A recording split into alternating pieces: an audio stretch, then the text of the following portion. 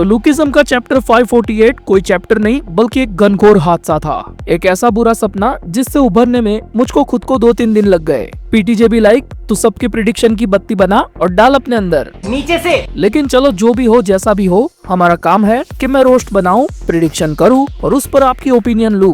तो हम 2-4 दिन बाद आने वाले फ्यूचर चैप्टर के लिए आज भी वही करने वाले हैं। लेकिन तू कर भी क्या सकता है यार। वेल ये वाला चैप्टर आने से पहले लोग ये कह रहे थे कि सोफिया आएगी या फिर एली जेंग आएगा, और मैं खुद पर्सनली एक्साइटेड था कि जिनरैंग की तरफ से हमें तगड़ा एक्शन देखने को मिलेगा। लेकिन भाई जिनरैंग ने तो बिल्कुल अपने फर्स्ट वाले 4 मेजर क्रू की तरह हक दिया। और ये पोपट मेरे अकेले का नहीं हुआ, मेरी तरह बहुत सारे लोग ऐसे आस लगा के बैठे हुए थे कि इतना ज्यादा बिल्डअप बनाया गया है जिनरैंग का, तो कुछ ना कुछ तो होगा यहाँ पर। लेकिन जब कीटे किम का एक घूसट उसको पड़ा तो एक तो चलो अच्छा हुआ कि जेहोंग नहीं उठा, वरना अगर उठकर फाइट में शामिल हो जाता तो हमेशा के लिए उठ जाता। वेल अब बात करते हैं थोड़ी बहुत डिटेलिंग्स की। तो इस चैप्टर के अंदर हमें एज सच इतनी क्लियर कोई डिटेल देखने को नहीं मिली, लेकिन हाँ जो भी कुछ डिटेल्स थी उसका डायरेक्ट इम्पैक्ट फ्यूचर के चैप्टर में हो ऐसा मैं 69% श्योर नहीं हूँ। जिसमें सबसे पहले तो जेम्स लुली का प्लान, जो की असलियत में बुसान तक सीमित नहीं है, वो इंचियोन के लिए भी कुछ न कुछ चीजें पकाने वाला है और इसीलिए जैगियोना को उसने बुसान के अंदर उलझा के रखा। और मैंने तो पहले ही कहा था कि जेम्स ली को जैगियोना से कोई मतलब है ही नहीं।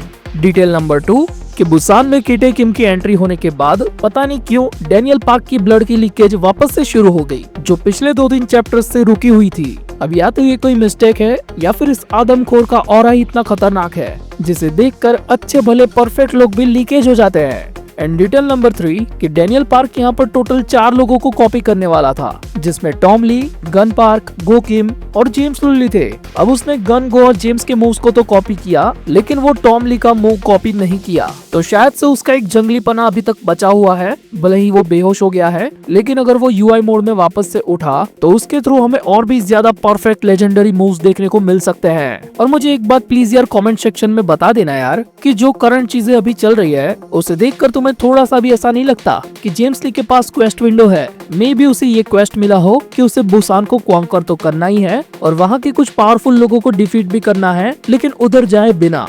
और जो भी ये भसड़ बुसान के अंदर चल रही है उस पूरे टाइम के अंदर जेम्स ली कभी खाना खा रहा होता है, कभी नहा रहा होता है, तो कभी बारिश के नजारे को देख रहा होता है।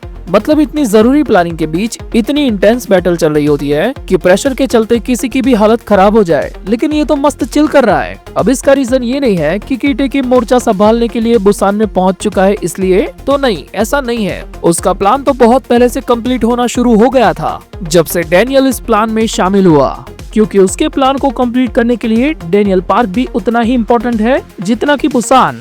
अब यहाँ पर ये तो बिल्कुल भी मत समझना कि जेम्स ली को डैनियल पार्क के अंदर इंटरेस्ट है, नहीं, ऐसा भी बिल्कुल नहीं है। जेम्स ली को इंटरेस्ट है डैनियल पार्क की सेकंड वाली परफेक्ट बॉडी में। अब ये कपल एक साथ मिलकर डैनियल पार्क के साथ कौन सा थ्रीसम मचाना चाहते हैं ये तो हमें फ्यूचर में ही पता चल जाएगा। लेकिन अभी हम इस वीडियो के सबसे इम्पोर्टेंट पॉइंट के बारे में बात करने वाले हैं और वो है जिनरैंग। अब लुकिज्म की पर्सनल विकिपीडिया से लेकर एंटायर लुकिज्म फैंस की 69% ऑडियंस चिल्ला चिल्ला कर यही कह रही है कि जिनरैंग का अंत हो चुका है। But me and my some homies still believe कि जिनरैंग अभी जिंदा है। अब या तो किसी ने खुद का ही सेक्रीफाइस दे दिया है या फिर किसी ने जिनरैंग को प्रोटेक्ट करने के चक्कर में अपनी ही फिंगरिंग को सेक्रीफाइस कर दिया है। ये बातें मार्केट में काफी ज्यादा फैल रही है, जिसने यूआई डैनियल के आने की पॉसिबिलिटी को काफी ज्यादा हवा दे दी है। और कुछ गिनती के लोग ये भी प्रिडिक्ट कर रहे हैं कि डैनियल पार्क की सेकंड बॉडी के पास ठीक वैसी ही ब्लैक बॉन है जो कि यामाजाकी के पास है। अब पहले ही बता देता हूँ कि ये मेरी प्रिडिक्शन नहीं है, ये पब्लिक की है, लेकिन इंटरेस्टिंग लगी तो बता दी।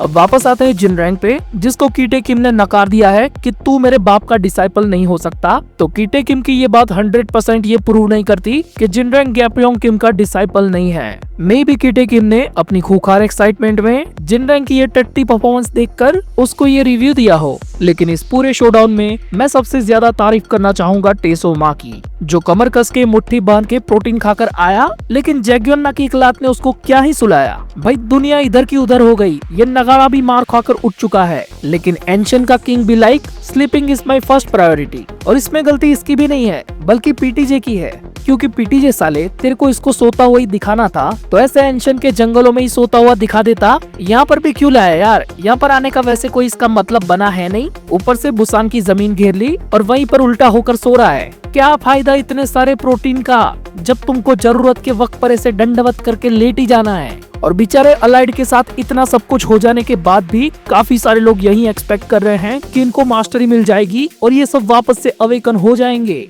तो उनके लिए चलो एक छोटू सा रिकैप ले लेते हैं। बुसान आए, उसके नंबर 3 से भिड़े और उससे थोड़ी सी मार खाई, फिर नंबर 2 से भिड़े और उससे भी मार खाई। बेचारे जैक ली ने अच्छे से टक्कर दी, उसमें भी अपनी टांग घुसड़ के सारा खेल बिगाड़ दिया और फिर जिनरेंग से फटके खाकर वापस से बिछ गए। फिर वापस उठे, फिर जैग्योना को बिछाया, फिर कीटे किम आया और कीटे किम ने सबको बिछा दिया। अरे यार, यहाँ पर मास्टरी की बात हो रही है। मास्टरी है वो, हलवा नहीं है कि इतनी आसानी से मिल जाए।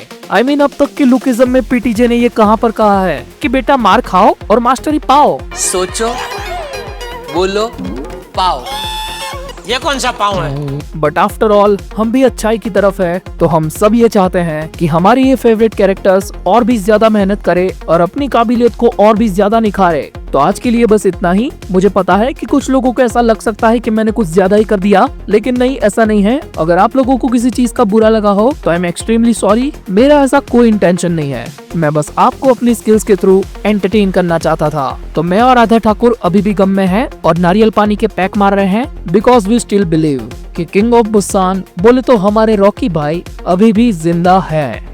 माफ करना, मैं नशे में हूँ, मुझको यारो माफ करना, मैं नशे में हूँ।